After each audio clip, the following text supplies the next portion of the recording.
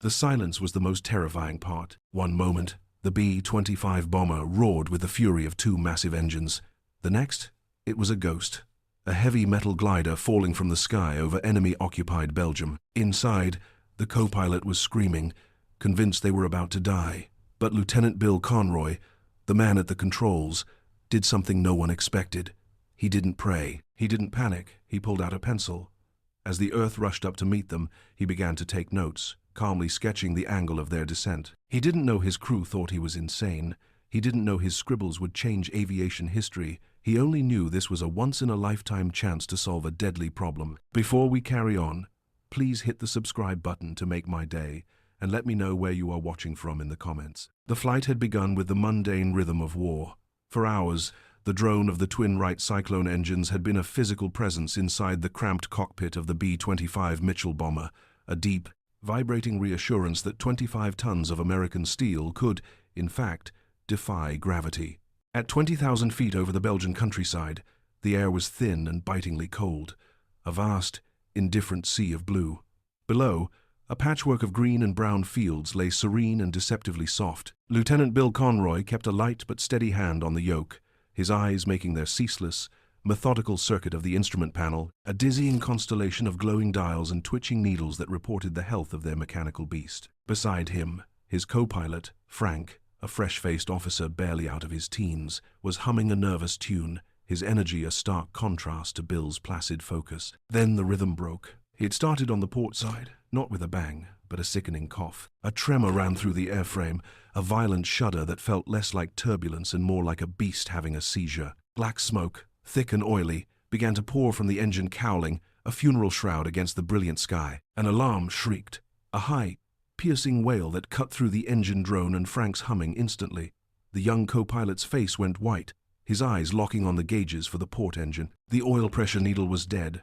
The temperature was screaming into the red. "Engine 1 is gone," Frank yelled, his voice tight with adrenaline. He was already reacting, his hands flying across the control panel, flipping switches, trying to feather the prop, his body moving through the emergency procedures drilled into him by rote. His movements were jerky, fueled by a surge of pure, unadulterated fear. Bill, in contrast, seemed to slow down. As the plane began to yaw violently to the left, pulled by the asymmetric thrust of the single good engine, his hands and feet moved with an unhurried, liquid grace. He fed in right rudder, his touch on the controls firm but delicate, coaxing the wounded bomber back toward a semblance of stability. He felt the machine's protest, the groaning strain on the airframe, but his expression remained one of detached concentration. He was not fighting the plane, he was listening to it, diagnosing its new, crippled state. "Easy, Frank." Bill's voice was steady, a calm island in the screaming chaos of the alarm and the straining starboard engine.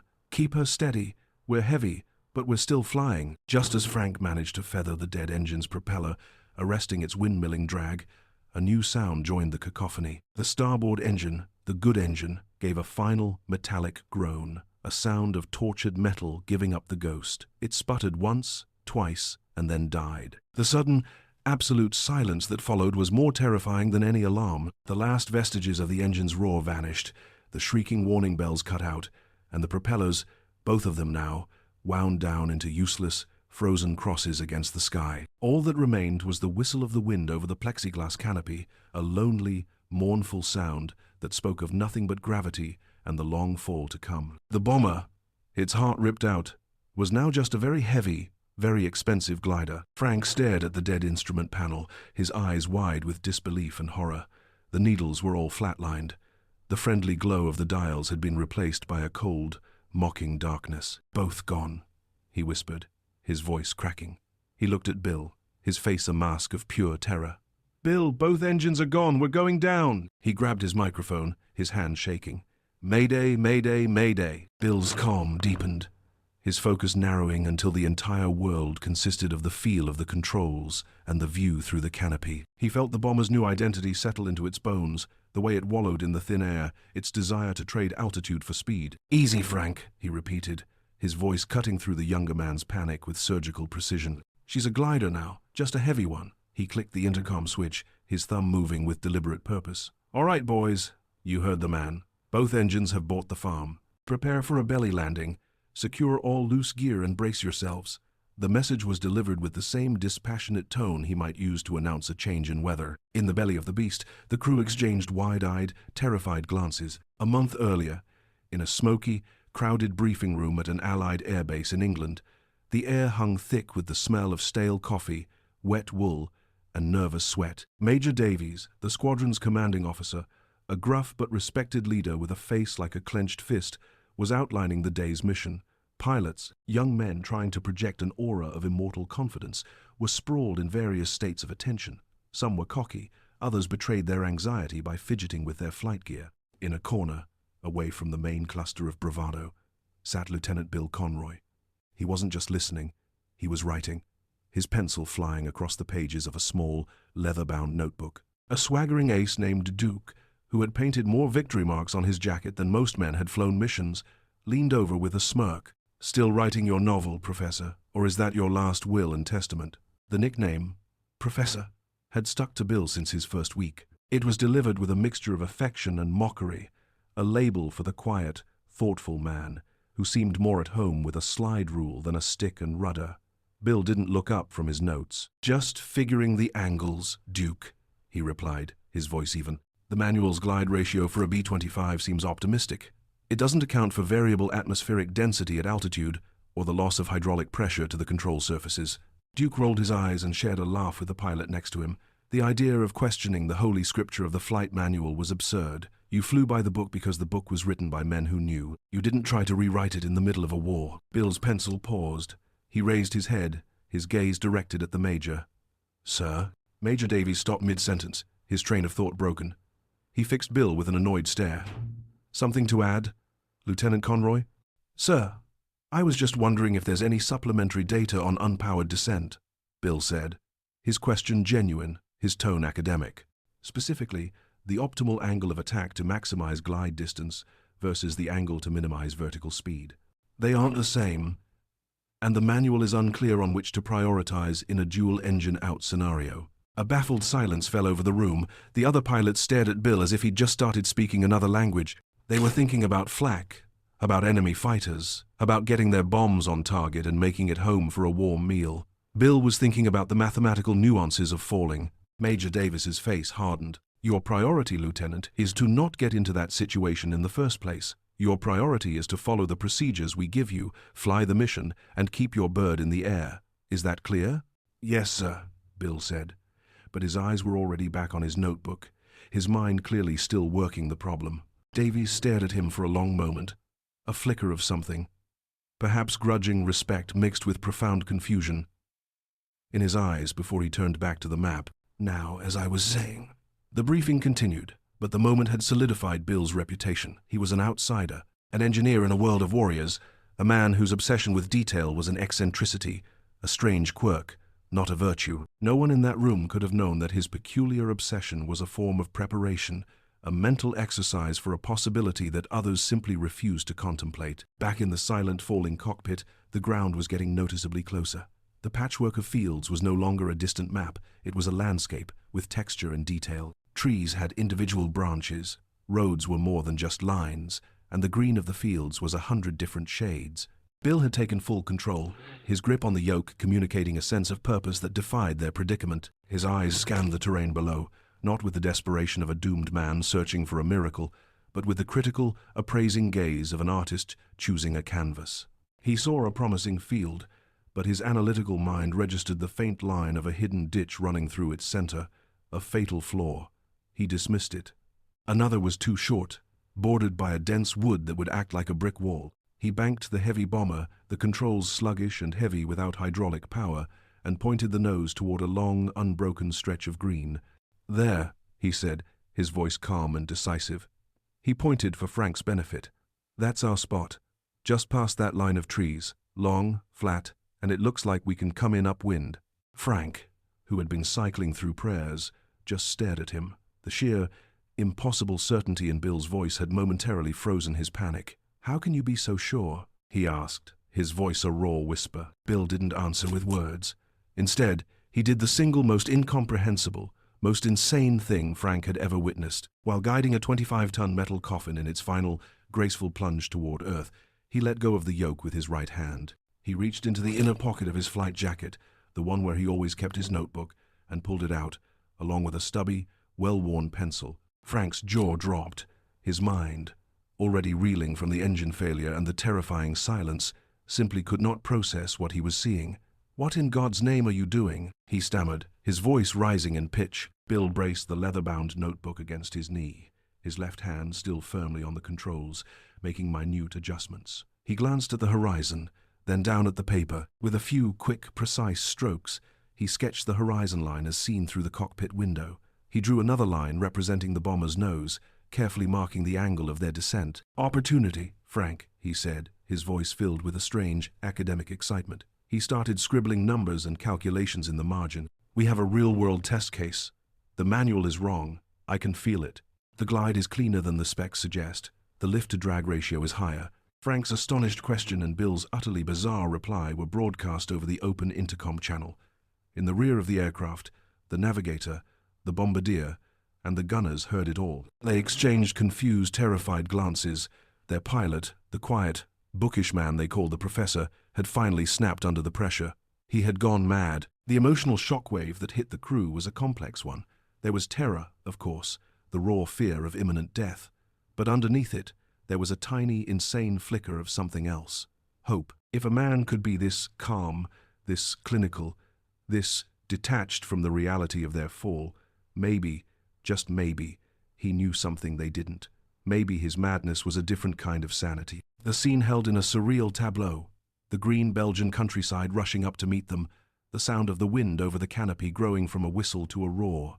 And in the heart of the impending violence, the quiet, rhythmic scratching of a pencil on paper. From the outside, the B-25 looked like a majestic, wounded bird, executing a maneuver of impossible grace. It was no longer falling, but flying.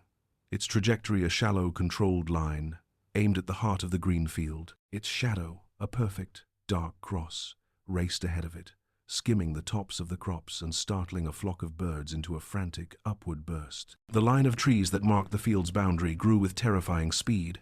Inside the cockpit, the roar of the wind was now a deafening howl, the airframe vibrating with the sheer speed of their unpowered descent. Bill's focus was absolute, his entire being concentrated on the single task of kissing the earth with the least possible violence.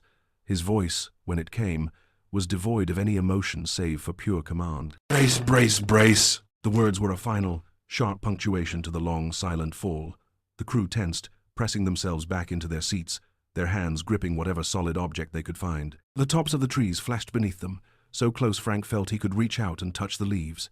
Then they were over the field, the ground a blur of green just feet below the bomber's belly. The plane flared, its nose lifting slightly, a final, defiant gesture against the inevitable. The initial contact was not the cataclysm of tearing metal and shattering bone they had all braced for. It was a long, grinding hiss, surprisingly gentle, as the smooth aluminum of the fuselage met the soft, damp earth. For a single, surreal second, it felt like a water landing. Then, the violence began. The soft soil gave way to harder, uneven ground. The bomber, its momentum still immense, slewed hard to port, the left wingtip digging into the dirt with a deafening shriek of protest. The entire aircraft groaned, a deep structural agony as it was twisted and torqued. Tons of kinetic energy was shed in a brutal, chaotic display of physics. A massive wave of churned earth and shredded crops sprayed up over the cockpit, momentarily plunging them into a brown, gritty darkness. The bomber carved a long, deep scar in the pristine green field, a wound hundreds of feet long, before it finally, shudderingly, slid to a halt. The silence that returned was absolute, heavier and more final than the silence in the air had been. It was thick with the smell of freshly turned soil, hot metal, and the faint, acrid scent of ozone. Dust motes danced in the few shafts of sunlight that pierced the dirt-caked canopy. For a long moment, no one moved. The only sound was the ragged, desperate gasping of men who had been to the edge of oblivion and been allowed to return. Frank was the first to break the spell. He let out a breath he didn't realize he'd been holding for the entire descent, a choked, shuddering sob of pure relief. "We're alive," he whispered, the words catching in his throat. "Oh my God, we're alive." He turned his head, his neck stiff and sore, to look at Bill. He expected to see the same shock and dazed relief on his pilot's face. He saw nothing of the sort. Bill Conroy hadn't missed a beat. The pencil was still in his hand, The notebook still braced against his knee. He was already writing, his hand moving with the same steady purpose it had held in the air. He made a quick sketch of the final resting position of the aircraft relative to its initial touchdown point. He tapped the pencil against the paper, his brow furrowed in concentration. "Note," he murmured, almost to himself, "significant yaw to port-upon belly contact, likely due to the softer soil on that side, creating differential friction. Deceleration was manageable." He underlined the word manageable twice. He looked up at Frank, his eyes clear and analytical. "Your harness locked properly?" Frank could only stare, his mind a complete blank. The crew chief's voice, shaky but miraculously alive, crackled over the intercom. "Everyone okay back here? Jesus, what a ride." Bill calmly clicked his microphone switch. "Affirmative. Everyone out. Standard procedure. Check for fires and injuries. I'll be right there." He made one last notation in his book, a quick calculation of their estimated slide distance, before carefully tucking the pencil into the notebook's spine and placing it back in his jacket pocket. Only then did he begin the process of unstrapping himself, his movements as unhurried as if he had just completed a routine training flight. Frank watched him, his terror slowly transmuting into a profound, bottomless awe. Bill wasn't just calm, he wasn't just professional. He was operating on a level of existence that Frank couldn't begin to comprehend. The crew scrambled out of the hatches, dropping onto the soft, torn earth.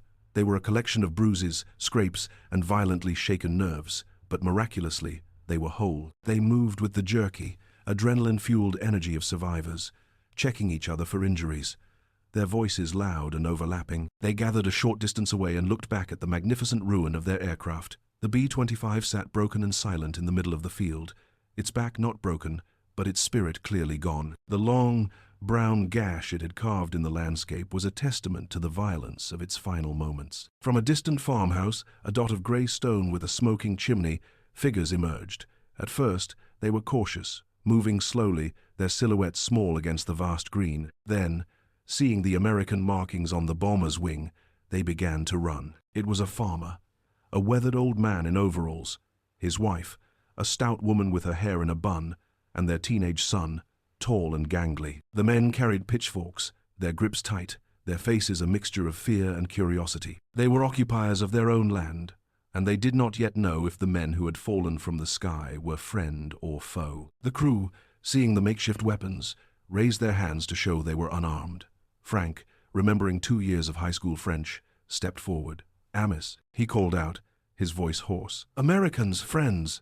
The old farmer, whose name was Jean, stopped. He squinted, his pale blue eyes taking in their uniforms, the familiar star and bar on the plane's fuselage. Relief washed over his face, softening the hard lines etched by years of sun and worry. He lowered his pitchfork and said something in a rapid mix of Flemish and French to his family. They approached, their initial fear replaced by a babble of excited chatter. They pointed at the plane, at the sky, their hands moving in animated gestures. But as they drew closer, their eyes, one by one, were all drawn to the same bizarre, incomprehensible sight. There, perched on the undamaged section of the bomber's wing as if it were a park bench, sat Lieutenant Bill Conroy. He had his notebook open again. He was not looking at the farmers. He was not celebrating his survival. He was calmly sketching the wreck from this new, external perspective, capturing the way the wing had crumpled and the angle at which the fuselage had settled into the earth. Jean, the farmer, approached him, his brow furrowed in deep confusion. He was a man who understood soil, seasons, and livestock. He did not understand this. He pointed a calloused finger at the silent, dead engines, then made a small, exploding gesture with his hands. "Boom?" he asked, the universal word for destruction. "Kaput?" Bill looked up from his drawing, a polite, almost academic smile on his face. He shook his head. "No boom," he said clearly. "Engines kaput." He pointed to his diagram, as if the farmer could understand its technical meaning. "We landed it like a Times Vogel asterisk," he said, pulling the German word for bird from some forgotten lesson. "A bird. See?" He stood up and used his hands to demonstrate. One hand held flat, representing the glide path, the other showing the angle of the ground. The key was maintaining 140 miles per hour until the final flare. It maximizes lift over the airfoil, even without power. Jean and his family just stared. They had seen planes shot out of the sky. They had seen them fall in flames. They had never seen a man discuss the physics of his own crash with the detached air of a university lecturer. The farmer's wife whispered something to her son, who nodded, his eyes wide. They offered the crew water from a clay jug and chunks of dark, heavy bread, treating them with the simple, profound kindness reserved for heroes and miracles. But they gave Lieutenant Conroy a wide berth. As they moved back toward the farmhouse, whispering amongst themselves, Frank's limited French was just good enough to catch the word Jean used to describe their pilot.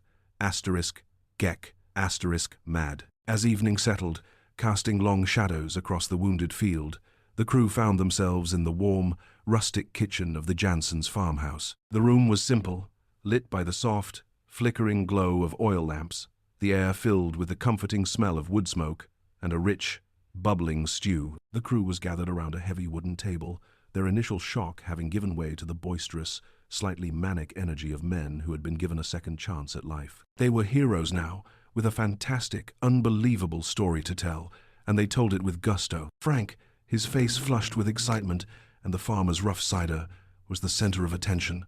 He was the storyteller, the eyewitness to the miracle. "You should have seen it," he exclaimed, his hands flying as he described the silent descent. "The ground is coming up. We're all saying our prayers. And the professor, he lands it like he's parking a bicycle. I'm telling you, smoothest crash I've ever been in." The others laughed, the sound loud and cathartic in the small kitchen. Bill sat slightly apart from them, his bowl of stew largely untouched. His notebook was open on the table next to him, the lamplight falling on its pages of neat lines and precise calculations. He was barely listening to the celebration. He was still working. He called Frank over, his voice quiet but insistent. "Frank, a question." Frank came, still grinning. "What's up, Skipper? Want me to tell them the part about the pencil again?" Bill's expression was serious, his eyes focused. "I need you to think. What was our airspeed when we crossed the tree line? I have it at 140. But your gauge might have read differently. There could have been an instrumentation discrepancy." Frank blinked, his celebratory mood deflating. "Bill, we're alive. We're eating stew. Who cares?" "I care," Bill said, and the simple intensity in his voice silenced Frank completely. "The data has to be precise, every detail. Other crews might need this. This isn't a story, Frank. It's a procedure." He then turned to the navigator, who was happily munching on a piece of bread. "Henderson, what was your last calculated wind speed and direction before we lost the engines? I need the numbers, not an estimate." He spent the next hour that way, moving around the table, interviewing his own crew. He wasn't their commander, he was a researcher, and they were his primary sources. He gathered data on their altitude, their rate of descent, the responsiveness of the controls, the behavior of the landing gear mechanism when he'd tried to lower it before opting for the belly landing. He listened patiently, cross-referencing their recollections, nodding, and making meticulous notes.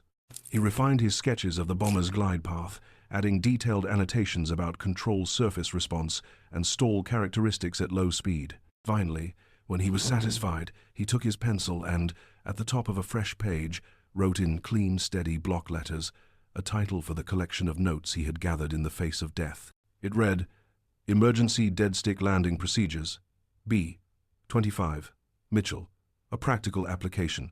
Looking at the words, Bill felt a profound sense of purpose settle over him. This wasn't a coping mechanism, not entirely. He hadn't been trying to distract himself from the terror. He had been converting that terror into a solvable problem, mastering it by turning it into data. He felt a sudden, crushing sense of responsibility, not just for the men in this room, but for every other crew flying the same machine over hostile territory. The notebook in his hands was no longer just his personal journal, a collection of eccentric theories. It was now, he believed, a life-saving document. The mission to drop bombs on a target in Belgium had failed, but a new mission, one he felt was infinitely more important, had just begun. The debriefing was over, the real work was just starting. The crew, cleaned up and wearing fresh uniforms that felt alien after their ordeal, stood before Major Davies in a makeshift Allied command post. The post had been set up in a requisitioned schoolhouse in a newly liberated Belgian town, and the faint smell of chalk dust and boiled cabbage still clung to the air. Davies, who had flown in personally from England, looked them over, his face a mask of grim relief. He was a man who saw his pilots as assets, valuable and fragile, and he had just recovered 7 of them from the debit column. He was glad they were alive, but his relief was quickly being overtaken by the impatience of a commander who needed to file a report and account for a lost multi-ton aircraft. He sat behind a small wooden desk, a pen poised over a stack of official forms. He listened with a stern, focused expression as Frank, propelled by a mixture of residual adrenaline and a newfound sense of historical importance, recounted the events. Davies nodded along, the details of the engine failure and the initial descent all falling within the predictable, if tragic, parameters of wartime aviation. It was all standard procedure, a story he had heard in various forms too many times before. He made his notes, his pen scratching methodically. Then Frank got to the landing. "And sir," Frank added, his voice filled with an earnestness that bordered on reverence, "the whole time, from 20,000 feet all the way down, Bill was, well, he was writing in his notebook." Davies's pen stopped moving. The scratching sound ceased, leaving a sudden void in the room. He slowly lifted his head, his eyes, which had been scanning the report form, now fixed on Bill. There was no curiosity in his gaze, only a flat, dangerous stillness. "Is this a joke, Lieutenant?" he asked, his voice low and cold. Bill stepped forward, his posture straight, his expression as unflustered as it had been in the cockpit. "No, sir, it is not a joke. I had a unique, if unfortunate, opportunity to gather empirical data on a dual engine failure glide profile. The procedures outlined in the standard issue manual are theoretical, based on wind tunnel tests and calculated estimates. My observations are from a practical application." Davies stared, his face a mask of pure, undiluted incredulity. He put his pen down with a deliberate click. "Let me get this straight, Conroy. Your multi-ton aircraft, full of United States Army Air Forces personnel, was falling out of the sky over enemy, occupied territory, and you decided to do some advanced calculus?" The sarcasm in his voice was thick enough to cut with a knife. The other crew members shifted their weight nervously, avoiding the Major's gaze. Bill did not flinch. He did not react to the sarcasm or the barely veiled accusation of dereliction of duty. He simply reached into his jacket, the same motion Frank had witnessed in the cockpit, and pulled out the small, leather-bound notebook. He held it out. "I believe my notes could prove useful, sir. I documented the optimal airspeed for maximizing glide distance, the control surface responsiveness without hydraulic assistance, and the behavioral characteristics of the airframe during a belly landing on soft soil." The Major's face was a thundercloud. He saw this as the ultimate confirmation of the professor's insanity, a final, unforgivable detachment from reality in a moment of crisis. He snatched the notebook from Bill's hand, intending to flip through it with contemptuous speed before tossing it on the desk and moving on to the real business of the debrief. He would recommend a full psychiatric evaluation. He opened it to the first page of the entry, his eyes scanning the text with annoyance. But then he stopped. The annoyance began to drain from his face. His eyes, which had been narrowed in anger, widened slightly. He slowly, almost unconsciously, sat back down in his chair. He turned the page. Then another. The room was utterly silent, save for the rustle of the thin paper. The crew watched, holding their collective breath, as their commanding officer's expression shifted from incredulity to intense concentration. And then, finally, to something approaching dawning amazement. He was not seeing the frantic scribbles of a madman. He was seeing the work of a master engineer. The diagrams were clean, the lines precise. He saw the sketch of the Belgian horizon from the cockpit, the angle of descent marked at a perfect 12 degrees. He saw the calculations in the margins, notations on wind drift, on the loss of altitude per minute, on the subtle buffet that preceded a stall in an unpowered state. He saw the notes on the landing itself, the analysis of the yaw, the estimate of the deceleration force. It was not a diary of fear. It was a scientific paper, composed under the most extreme duress imaginable. Major Davies slowly looked up from the notebook. He looked at Bill, but it was as if he were truly seeing times. Lieutenant Conroy for the first time, not as the oddball, the eccentric, the professor. He was seeing a man whose mind was so powerful, so ordered, that it could stare into the face of oblivion and see not an end, but an equation waiting to be solved. A quiet whisper escaped the Major's lips, a sound of pure, unadulterated shock.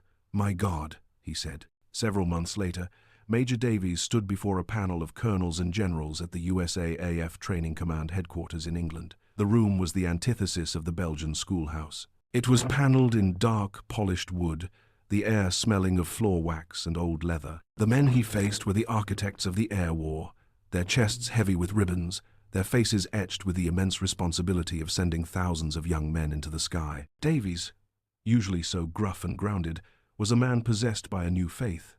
Behind him, a projector hummed, casting an enlarged image of a page from Bill's notebook onto a white screen. The simple pencil sketch of the Belgian horizon, a drawing made in the last minutes of a doomed flight, was now an official military exhibit. "I understand your skepticism, gentlemen," Davies said, his voice ringing with a passion the panel had never heard from him before. "But I am asking you to look past the circumstances and see the data for what it is, the most vital, practical piece of flight knowledge this war has produced." A skeptical colonel, a leathery veteran with decades of flight experience and a deep distrust of anything that wasn't already printed in a manual, scoffed audibly. "Major, are you seriously suggesting we rewrite our emergency procedures based on the doodles of a single lieutenant in a single incident?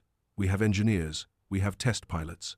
That's their job." Davies pointed a finger at the screen, at a calculation Bill had made regarding the optimal glide speed. "With all due respect, Colonel, our test pilots have the luxury of knowing they have a parachute and a runway waiting for them. Lieutenant Conroy had neither. They called him the professor in my squadron. Some of the men even called him Mad Bill Conroy. But his madness brought home his entire crew without a single scratch from a situation our manuals, your manuals, classify as unsurvivable. These aren't doodles, Colonel. This is the Gospel of Glide, written at 20,000 feet by the only man who has ever flown this particular sermon and lived to preach it." He walked over to the briefing table and picked up the original notebook, holding it aloft. It looked small and insignificant in the grand, intimidating room. "This document," he said, his voice dropping but losing none of its intensity, "is the single most important piece of practical knowledge on emergency landings I have ever seen. We are losing crews every single week in situations just like this, bailing out over enemy territory or crashing because they are following a theoretical procedure that does not work in the real world. We have a chance to give them a better option. We have a duty to put this knowledge, into the hands of every pilot we have. The question is not whether we can afford to trust it. The question is whether we can afford not to." A heated debate followed. The colonel argued for protocol, for established procedure, for the slow, methodical process of verification. But Davies's passion, combined with the undeniable, crystalline clarity of Bill's data, began to win them over. The generals, men who had to write letters to the families of lost airmen, were swayed not by the emotion, but by the cold, hard logic of survival that shone from every page of Bill's notes. Finally, the senior general on the panel silenced the room with a raised hand. He looked at Davies, then at the projected image of Bill's handwriting. "Major," he said, "get this material standardized. I want a supplementary manual drawn up and fast, tracked into production and distribution, immediately." The victory was absolute. The board authorized the creation of a new document, to be printed and distributed to every multi-engine bomber command in the European and Pacific theaters. Its official title was dry and bureaucratic. Addendum 7. Unpowered descent profiles for multi-engine aircraft. Unofficially, among the pilots who soon held their lives in its pages, it became known by another name, a name whispered with a mixture of awe and reverence in briefing rooms and flight lines from England to Okinawa.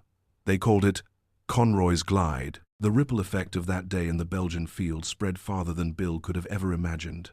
The knowledge he had captured began its quiet, life-saving work. In a classroom at a training base in Kansas, a group of fresh-faced young pilots, their futures uncertain, studied the diagrams from his notebook. An instructor, a veteran of 30 missions over Germany, pointed to the sketch of the field.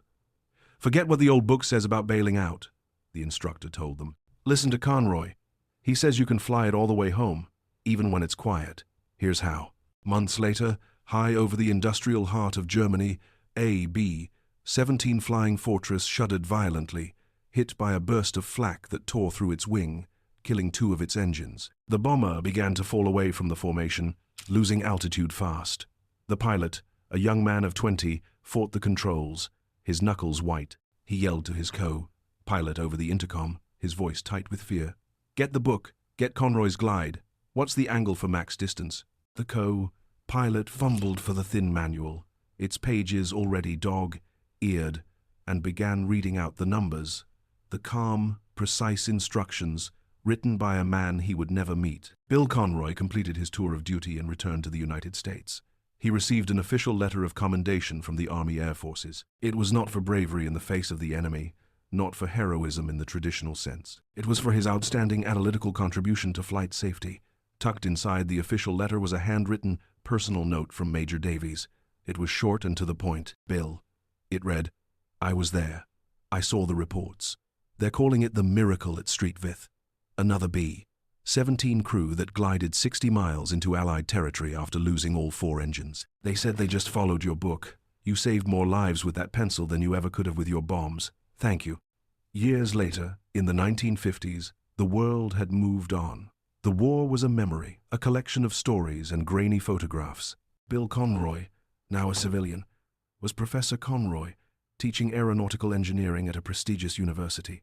He was older, his hair thinner, and he wore glasses that sat on the bridge of his nose. But his eyes, when he looked at a complex problem on the blackboard, held the same calm, analytical intensity they had held in the cockpit of the falling B-25. The legend of the mad pilot had followed him, a piece of wartime folklore that occasionally surfaced among his students. One afternoon, after a lecture on airfoil dynamics, a bright young student, full of the boundless curiosity of youth, stayed behind. "Professor," the student asked, his voice hesitant, "is it true, the story they tell about you, that you wrote notes while the plane was crashing?" Bill Conroy looked at the young man, and a faint, private smile touched his lips. He reached into his worn leather briefcase and pulled out not a textbook, but the original, battered, leather-bound notebook. Its cover was soft with age, its corners rounded from years of being carried. He opened it to a page in the middle, a page with a faded pencil sketch of a distant horizon and a clean,